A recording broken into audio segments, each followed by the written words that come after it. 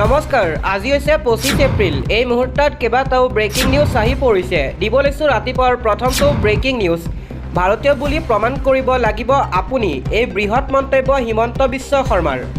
ৰাজ্যৰ ভোটাৰ তালিকা কৰা হ'ব সংশোধন। ভোটাৰ তালিকাৰ পৰা নাম কৰ্তন হ'ব লাখ লাখ লোকৰ। নথি পত্ৰ সঠিক নহ'লে নাম নাথাকিব আপোনাৰ। ভোটাৰ তালিকাৰ পৰা কৰ্তন হ'ব লাখ লাখ সন্দেহজনক লোকৰ নাম।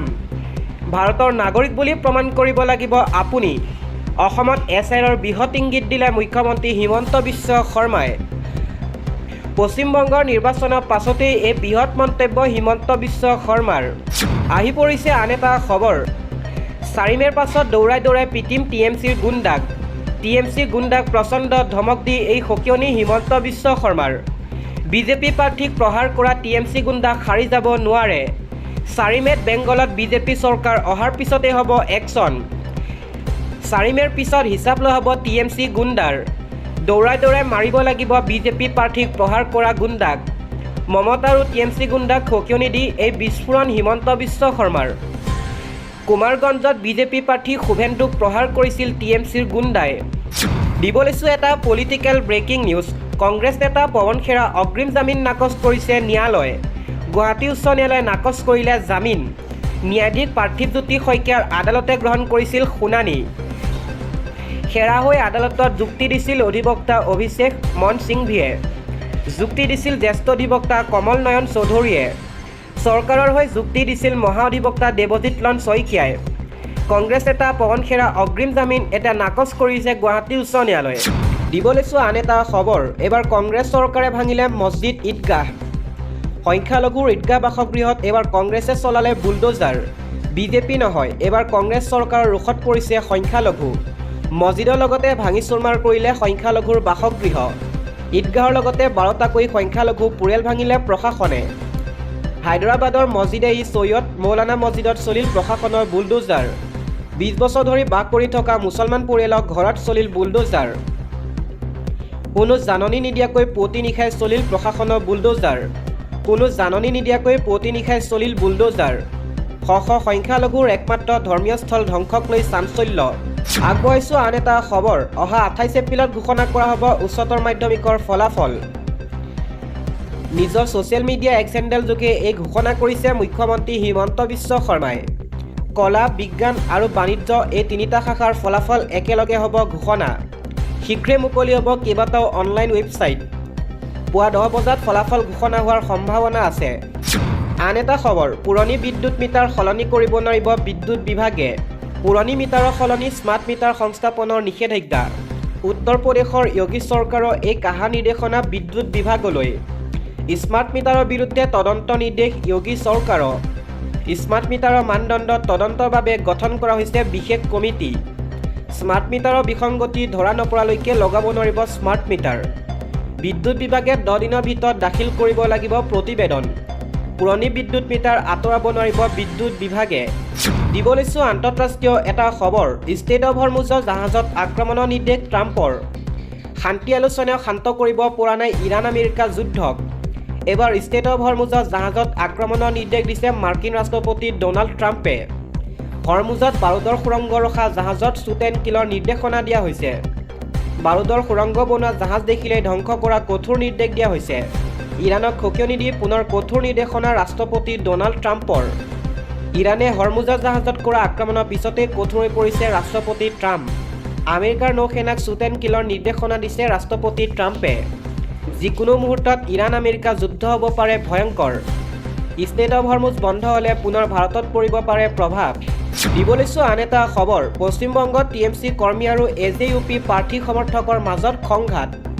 KPF আৰু ৰাজ্যিক আৰক্ষী জোৱান উপস্থিত থকাৰ পাছতো কেইবাটাও ভোটকেন্দ্ৰত বাৰে বাৰে সংঘৰ্ষৰ সৃষ্টি হয়। বৃহস্পতিবাৰে কেইবাটাও বিক্ষিপ্ত ঘটনাৰ মাজেৰে সামৰণি পৰে পশ্চিমবংগৰ বিধানসভা নিৰ্বাচন। নিৰ্বাচনৰ দিনটো ৰাজ্যখনৰ মুৰ্ছিদাবাদ জিলাৰ নাওদাত তৃণমূল কংগ্ৰেছৰ দলীয় কৰ্মী আৰু আম জনতা উন্নয়ন পাৰ্টীৰ প্ৰাৰ্থী হুমায়ুন কবিৰৰ সমৰ্থকৰ মাজত সংঘৰ্ষৰ সৃষ্টি হয়। বুধবাৰে মাজনিশা বোমা নিক্ষেপৰ অভিযোগ উত্থাপন হোৱাৰ পিছতে অঞ্চলটোত উত্তেজনা সৃষ্টি হৈছিল। ভোটগ্ৰহণৰ দিনটোত কেন্দ্ৰীয় সশস্ত্ৰ আৰক্ষী বাহিনী আৰু পশ্চিমবংগ আৰক্ষীৰ কটকটীয়া নিৰাপত্তাৰ পিছতো পৰিস্থিতি অধিক শোচনীয় হৈ পৰে। কেইবাটাও ভোটকেন্দ্ৰত বাৰে বাৰে সংঘৰ্ষ সৃষ্টি হোৱাৰ খবৰো পোৱা গৈছে। এই বিষয়টো কেৱল বাকবিতণ্ডাতেই সীমাবদ্ধ নাছিল। সময় আগবাঢ়ি যোৱাৰ লগে লগে হুমায়ুনৰ কনভয়ত চলোৱা আক্ৰমণত বাহন বিধ্বস্ত হৈ পৰে। প্ৰাৰ্থীগৰাকীয়ে কয়, আজি কেন্দ্ৰীয় আৰক্ষী বাহিনী উপস্থিত নাথাকিলে এটা ডাঙৰ দুৰ্ঘটনা ঘটিলহেঁতেন। তেওঁলোকৰ উপস্থিতিয়ে মোৰ জীৱন ৰক্ষা কৰিলে। তেওঁ পশ্চিমবংগ আৰক্ষীৰ বিৰুদ্ধে টিএমচি বিক্ষোভকাৰী দলীয় কৰ্মীসকলক সুৰক্ষা প্ৰদানৰ লগতে সহায় কৰাৰো অভিযোগ উত্থাপন কৰে। অৱশ্যে বিষয়টো সন্দৰ্ভত নিৰ্বাচন আয়োগে বিতং তথ্য বিচাৰিছে। ঘটনা সন্দৰ্ভত আৰক্ষীয়ে 3জন লোকক গ্ৰেপ্তাৰ কৰা বুলি জানিব পৰা গৈছে। উল্লেখযোগ্য যে বুধবাৰে নিশা তৃণমূল কংগ্ৰেছৰ প্ৰাৰ্থী শ্বাহিনা মুমতাজ খানক উদ্দেশ্যে বোমা নিক্ষেপ কৰা অভিযোগ উত্থাপন হোৱাৰ লগে লগে অশান্তিৰ সৃষ্টি হয়। তৃণমূল কংগ্ৰেছ শিবিৰে এই আক্ৰমণৰ আঁৰত হুমায়ুনৰ দলীয় সমৰ্থকৰ হাত থকা বুলি দাবী কৰে। কিন্তু বৃহস্পতিবাৰে পুৱা ভোটদান কৰাৰ পিছত স্থানীয় মিঠাই দোকানত ৰসগোল্লা খাই থকাৰ সময়তে হুমায়ুনে এই অভিযোগ প্ৰত্যাখ্যান কৰি কয়, শ্বাহিনা মোৰ ভনীৰ দৰে, আমি কিয় তেওঁৰ ক্ষতি কৰিবলৈ চেষ্টা কৰিম। তথাপিও আওপকীয়াকৈ প্ৰাৰ্থীগৰাকীয়ে কয়, যদি কোনোবাই মোৰ লোকসকলৰ ওপৰত শিলগুটি নিক্ষেপ কৰে তেন্তে মই নিশ্চয় বিনিময়ত তেওঁলোকক ৰসগোল্লা নিদিওঁ, বৰং মই প্ৰতিশোধ ল'ম। বৃহস্পতিবাৰে নাওদাৰ শিৱনগৰ গাঁৱৰ 163 নং বুথত এজন আহত দলীয় কৰ্মী খবৰ ল'বলৈ যোৱা হুমায়ুনৰ মুখামুখি হয় টিএমচিৰ শুদ্ধ কৰ্মীসকল। তৃণমূল কংগ্ৰেছৰ ব্লক সভাপতি হাবিব শ্বেখৰ নেতৃত্বত দলীয় কৰ্মী আৰু সমৰ্থকে প্ৰাৰ্থীগৰাকীৰ ৰেখাৰ লগে লগে তীব্ৰ প্ৰতিবাদ ক্ষতিগ্ৰস্ত কৰে। সমগ্ৰ অঞ্চলটো তেওঁলোকে গৌবেগ ধ্বনিৰে কঁপাই তোলে। ক্ষুব্ধ ৰাইজে হুমায়ুনে বিজেপিৰ এজেণ্ট হিচাপে কাম কৰা অভিযোগ উত্থাপন কৰে। পৰিস্থিতি ইমানেই উত্তেজিত হৈ পৰে যে বহু সময় ধৰি প্ৰতিবাদকাৰীয়ে ঘেৰি ৰাখে হুমায়ুনৰ বাহনখন। একাংশ উত্তেজিত লোকে বাহনখনৰ ক্ষতি সাধনো কৰে। ঘটনাস্থলীত নিয়োজিত CRPFৰ জোৱানসকলে পৰিস্থিতি নিয়ন্ত্ৰণৰ চেষ্টা চলায় যদিও উত্তেজনাপূৰ্ণ এই পৰিস্থিতি নিয়ন্ত্ৰণলৈ অনাত তেওঁলোক ব্যৰ্থ হয়। এই কাৰ্যৰ ফলত অঞ্চলটোত ব্যাপক যান-জঁটৰ সৃষ্টি হৈ স্বাভাৱিক জীৱন বাধাগ্ৰস্ত হৈ পৰে। তৃণমূল কংগ্ৰেছৰ পৰা বহিষ্কাৰ হোৱাৰ পিছত হুমায়ুনে নিজাকৈ দল গঠন কৰি নিৰ্বাচনত প্ৰতিদ্বন্দ্বিতা কৰে। তৃণমূল কংগ্ৰেছৰ বিজেপিৰ সৈতে গোপন চুক্তিৰ জৰিয়তে সংখ্যালঘুৰ ভোট বেংকক বিভাজন কৰাৰ চেষ্টা চলাইছে বুলিও অভিযোগ উত্থাপন হৈছে। আনহাতে হুমায়ুনে কয় যে তৃণমূল কংগ্ৰেছে তেওঁক বাধা দিয়াৰ উদ্দেশ্যে পৰিকল্পিতভাৱে এই কাম কৰিছে। ভোটগ্ৰহণ প্ৰক্ৰিয়াৰ সময়ত এজন প্ৰাৰ্থীৰ বাহন অৱৰোধ আৰু তাৰ পিছত হোৱা সংঘৰ্ষই প্ৰশাসনৰ ভিতৰ চৰাত উদ্বেগ প্ৰকাশ কৰিছে। নাওদাৰ শিৱনগৰ গাঁৱত অতিৰিক্ত নিৰাপত্তা বাহিনী মোতায়েন কৰা হৈছে। নিৰ্বাচন আয়োগৰ হস্তক্ষেপৰ পিছত স্বাভাৱিক পৰিস্থিতি ঘূৰি আহিছে যদিও উত্তেজনা অব্যাহত আছে। আগবঢ়াইছোঁ আন এটা খবৰ। পাঞ্জাৱ নেশ্যনেল বেংকত 3 বছৰৰ FDত 1 লাখ টকা জমা কৰিলে কিমান টকা সুদ পাব? ষ্টক মাৰ্কেটৰ অস্থিৰতা আৰু মিউচুৱেল ফাণ্ডৰ বিপদৰ মাজতে ভাৰতীয়ৰ এক বৃহৎ অংশ হৈছে এতিয়া ইনভেষ্টমেণ্টৰ বাবে বেংকৰ ফিক্সড ডিপজিটৰ ওপৰত নিৰ্ভৰশীল হৈ পৰে বা হৈছে।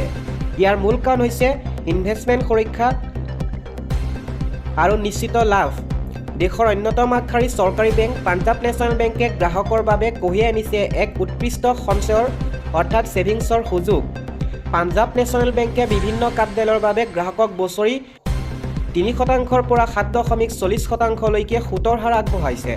এই বেংকত ন্যূনতম 7 দিনৰ পৰা সৰ্বাধিক 10 বছৰলৈকে ধন জমা কৰিব পাৰিব। শেহতীয়াকৈ এই বেংকে সুদৰ হাৰ সংশোধন কৰিছে, যাৰ ফলত বিনিয়োগকাৰীয়ে এতিয়া পূৰ্বতকৈ উন্নত ৰিটাৰ্ণ লাভ কৰিব। 3 বছৰ FDত আপুনি কিমান সুদ পাব জানো আহক। 36 মাহৰ বাবে অৰ্থাৎ 3 বছৰৰ বাবে পাঞ্জাৱ নেশ্যনেল বেংকত 1 লাখ টকা PNB অৰ্থাৎ পাঞ্জাৱ নেশ্যনেল বেংকত জমা ৰাখে, তেতিয়া আপুনি পোৱা ৰিটাৰ্ণ কিমান হ'ব?